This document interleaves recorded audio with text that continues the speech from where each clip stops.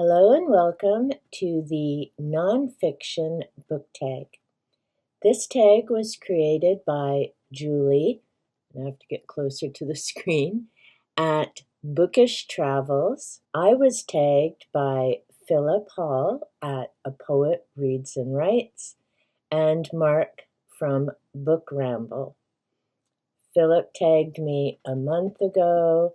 Mark just tagged me, and I figured this would be a semi-easy one to do, and fingers crossed I can do this in one take without too much editing. So thank you both, Philip and Mark, and thank you, Julie, for creating the tag. The prompts. Number 1, and yes, I have it below me here with my answers. What motivated you to pick up your first nonfiction book, and can you remember it? And the answer is no, I don't remember the book, but I am thinking it had something to do with either astronomy or ancient Egypt, as I've been very interested in both of those subjects for the majority of my life. So that's probably one of the first books that I had. Number 2, how do you choose your next nonfiction read? Basically, the same way I pick my fiction reads. I'm a mood reader. It depends on what I'm interested in at the time, what I want to read about at the time. But if I'm on a spiral, and if you've just seen my Tiki and the Da Vinci Spiral book stand that I've semi-organized to start reading through again, I may end up just keep going with the spiral, and so what I have on my shelves may be the next pick and title. So for example, with Da Vinci, it actually, once I read Da Vinci Code, Secrets of the Code, which had been waiting for over a decade plus, and then I just kept going with all my ancient Egyptian books and Sitchin and so many other things. And the bonus is I ended up reading over 50 plus of my own books off my shelves. That number is continuing to grow. Prompt number 3, do you take notes or annotate your nonfiction books? The answer is both. I have journals and half notes all over the place. I have a huge file here of book notes to complete, and that isn't just the fictional books, so I need to get to that. But also, yes, I do annotate. It's how I got named the book murderer. And I have my handy dandy toolkit as well as supplies all over the place. But I love this because it holds all of my handy dandy supplies. I use pens, I use highlighters, I use different colored highlighters, I use pencils and regular pens, whatever gets in my hand when I'm needing to make a note. I also, yes, dog-ear pages to highlight things, and I highlight in the book. I put dates when I've read certain things and highlighted. It's just a way to interact with the material, and I find doing that as well as handwriting notes just helps me remember what I've been reading. So I am absolutely a fan of annotating as well as a fan of taking notes. Number 4. Have you read a nonfiction book that has challenged your beliefs and assumptions? Pretty much everything I read in the realm of nonfiction gives me something to think about and points to ponder and a different way of looking at things. partly because I don't just read things that coincide with what I believe or what I think. So, for example, I'll use the paranormal.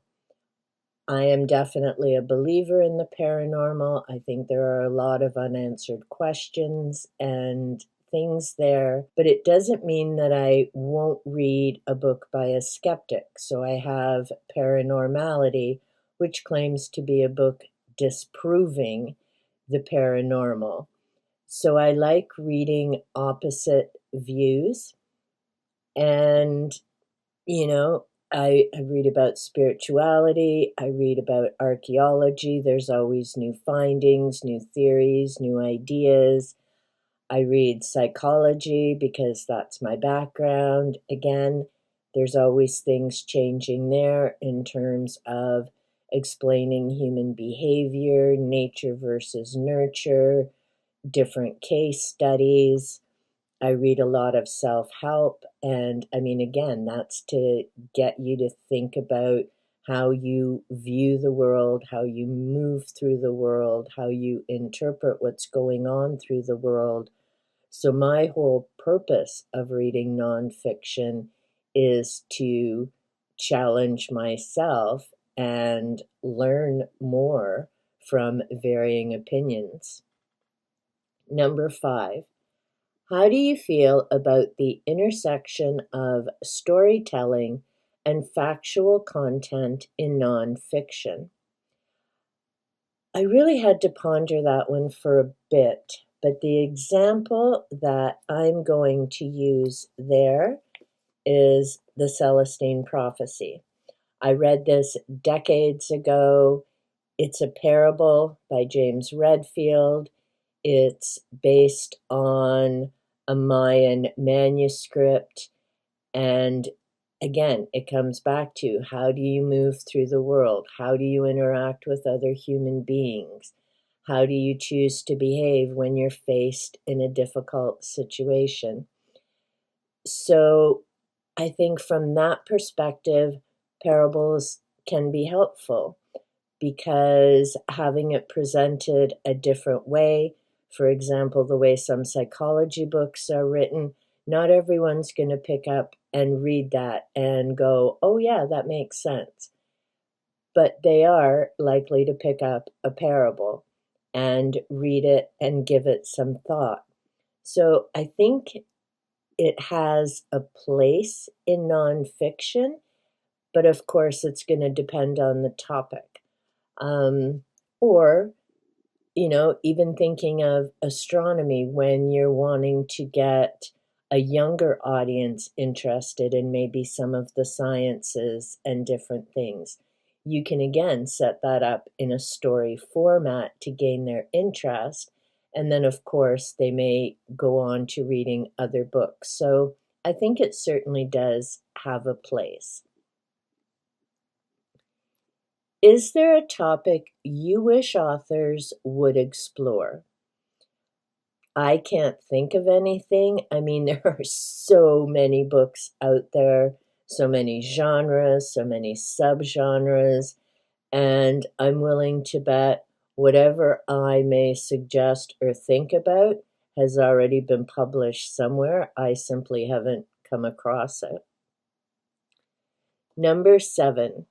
Do you incorporate insights from nonfiction into your daily life?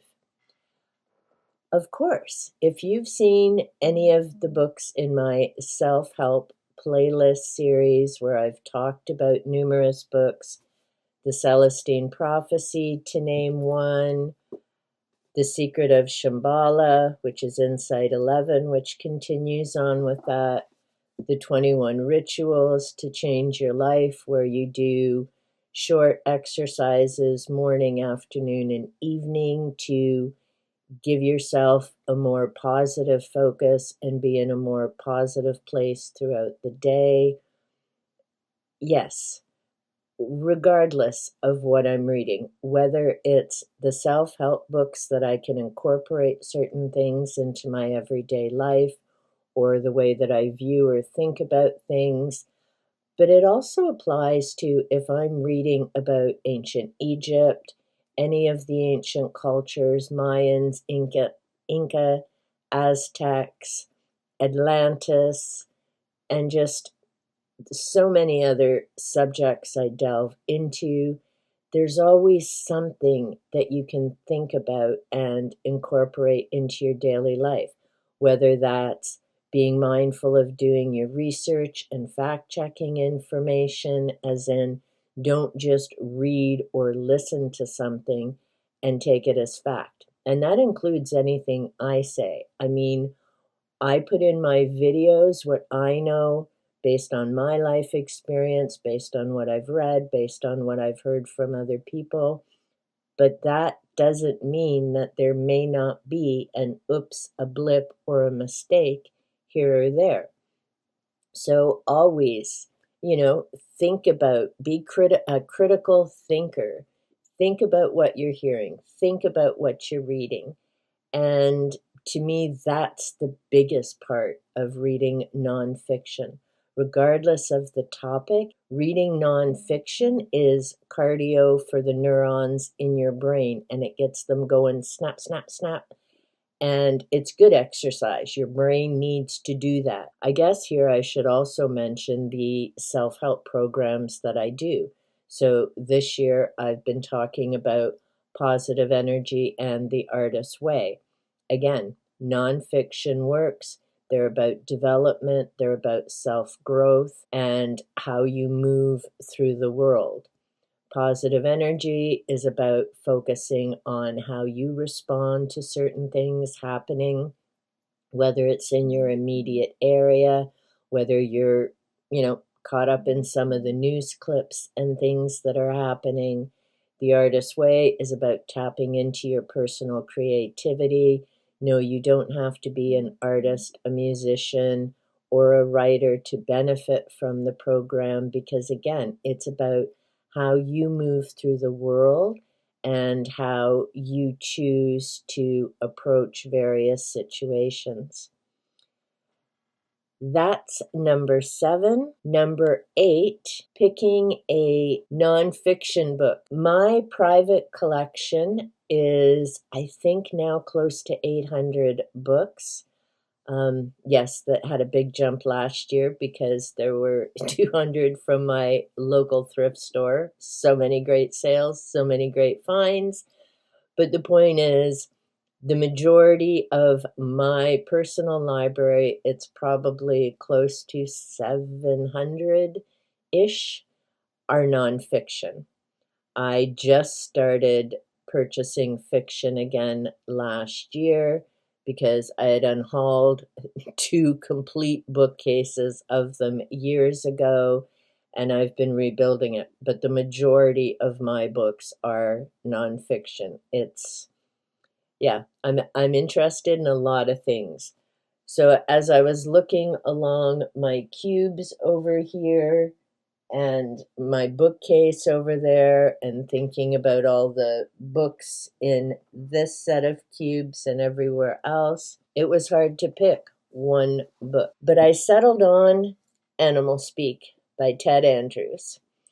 And I love this book. It has been my go-to for probably over 25 years at least.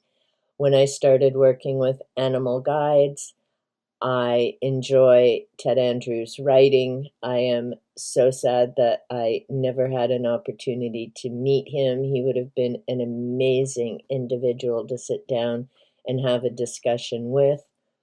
His book goes through birds, animals, reptiles, and it's just packed with information. And I always refer to this when a new animal comes into my radar and I look up potential meaning and information about it. It's always the first book that I go to. I have others as well, like The Medicine Cards by Brian Carson, and I know there's another author which sadly is escaping me right now. I have Animal Messengers by Susie. I'll have to put that in the description box as well.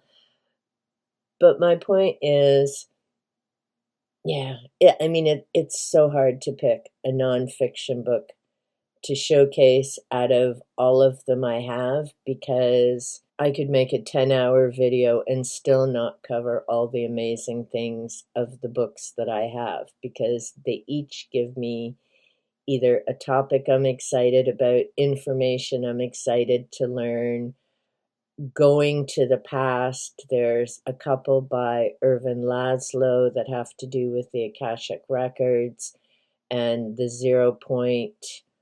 I know there's the other word there for it, but the one book that he had talks about things as in now.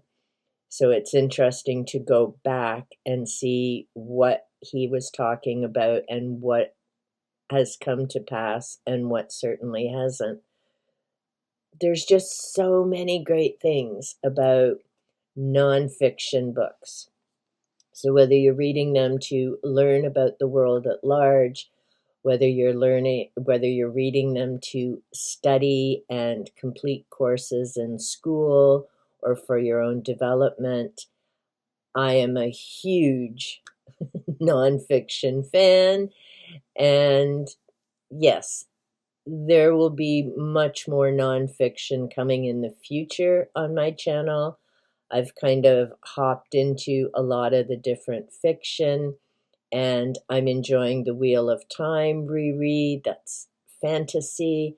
I'm enjoying, I should mention, doing that as a group read, my co-host, Ven's Corner. I'm also enjoying that with Dee from Virtues of Books, Hermie from The Book Hermit. It's been wonderful. I think we've got Jenny Parks that will be joining us shortly as well. I'm reading The Vampire Chronicles with Kat from Ginger Bibliophile. We'll be joined by Alan, I believe, at Big Hard Books and Classics. I know I'll be connecting soon with Stuart Griffin, who's also just read some of the Chronicles.